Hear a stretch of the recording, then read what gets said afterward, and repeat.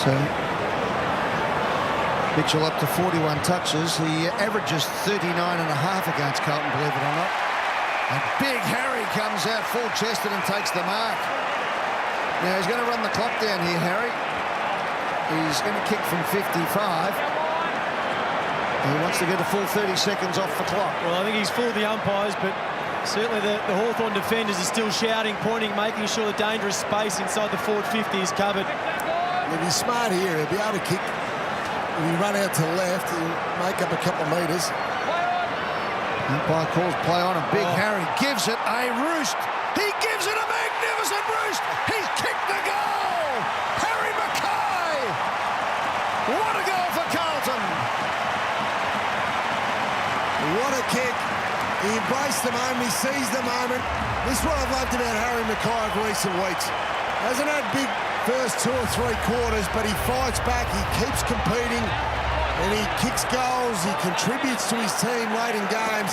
That shows me that he's a great competitor, Jordan. Yeah, I agree. And as soon as he kicked that goal, and I know it's not a final, you think back to Franklin, sort of 07, when the moment's there and when you're a young key forward and you haven't had the best day, to have a kick like that when the game is on the line, 55 out, to really seal the win for your team, the ripple effect that has on your team, the confidence it gives the rest of the players out there is huge. So 8th clear in the race for the Coleman. 4:26 left. More importantly, the Blues been under pressure in recent weeks. David Teague, the team, what do you got left? Lost a few games they could have won. In the box seat now. Stocker knocks it out towards Jones. Newman held his ground. Sard, Doherty. Wobbles it, but Impey is about to track it. Still some belief amongst the Hawthorn players. They look at the scoreboard, only 22 minutes gone on the scoreboard. Sard got there late. Good fake. Better kick. Eddie Betts. 2 to beat. Frosty again at half-back. Straight to Juff. Will he run? He has to run. Time is of the essence. He flicks it wide to Harwick and allows him to run. Kind bounce. Mitchell. Possession number 43 for Mitchell. Crutch! They've both gone down. O'Meara hasn't moved. Newman looks up. Still hasn't moved, O'Meara. Ball to Walsh. He was the star early. Eddie Betts. Frost again. Knocks it towards the boundary. 3 minutes left. And all eyes now on O'Meara, who's in a lot of trouble. He's moving now. His shoulder looks like that's what he's hurt there, by the looks of it. Players down all over the ground at the moment. It's been a pretty tough game, Ed. Oh, has it? A lot of running involved. Players are really tired. There's been some injuries. Been some hard contests as well. So Jago O'Meara getting up, which is the great news. Look at this. Eyes for the ball. His commitment. Might have been a head clash as well. There was definitely a head clash. So Plowman went down, and O'Meara coming the other way was a little bit more open. Probably appreciates Mitch Lewis giving him a rub in the head, but maybe after the game. Can't question his toughness. No, look at that. Tough, yeah.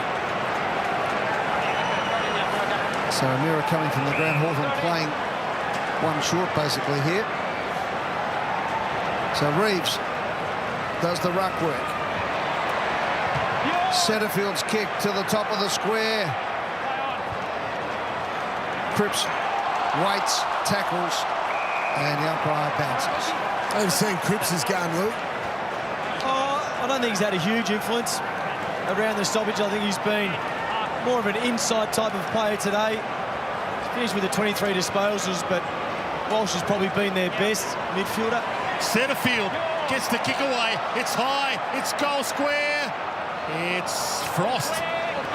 Well, he thought he took the mark in the field of play. Been quarter behind, so it'll come back. In saying that, Brown, he has had 10 tackles, so he's got his knees dirty today. Sorry. Jones attacks it. Fired it in, couldn't rig it down. Lewis, Hanrahan, Reeves, not a lot to go too long. Cousins can't collect, and Walsh, he just backpedaled out of the pack with the ball. McAvoy Impey, Morrison. Blues have got a couple of behind the ball. One of them Pitnet. Thrust it down to Doherty. Feeds the handball to Newman. Back again to Gibbons. Saad floats it back towards the wing. Impey got there. Oh, he's... brilliant grab. So the clock's starting to become the friend of the Carlton Football Club as Setterfield. Had a good day today, goes short with a kick, just measures it beautifully. And Curnow takes the mark, and he will take his 30 seconds. I'm just saying that Brownie Cripps is the #1 pressure player on the ground. Yes, so it's not kicks, marks, handballs, is it? He's caught criticism at times during the year, just with his ability, how much can he contribute defensively. So it's a good return. We'll have to kick this 55. Runs round, called play on, and he has thumped this just offline though, and through for a behind. A minute 28 on the clock.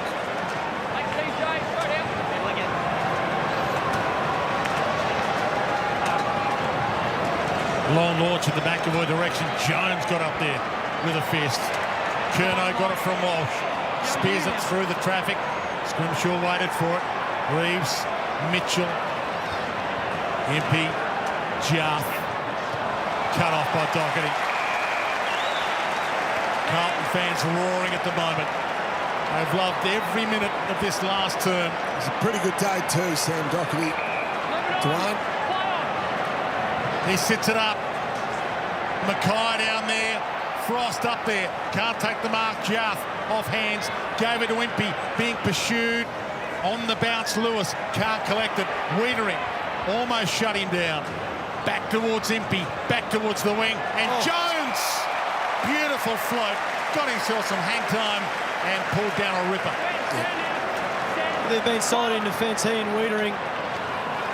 Not much has got past. They haven't marked a lot. Not many intercept marks, but they've just been solid. Made it really tough for Hawthorn to get through.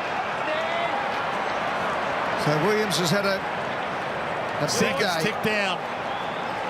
Good man. Cripps. Last 4 games they've lost, the Blues have been against the top 4 teams in the comp. They've been showing some form, but they needed to parlay that into a win this afternoon. And they've done it.